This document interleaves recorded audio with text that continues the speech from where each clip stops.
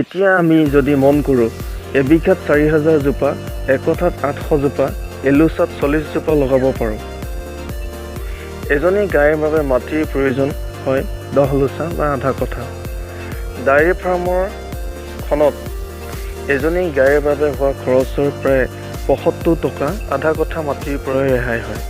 মাত্ৰ 10 লোচা মাটিয়ে আমাক দিনে 2019 চনৰ এই সময়খিনিত 75 টকা দিয়াটো নিশ্চয় লাভজনক হ'ব বুলি মই ভাবোঁ।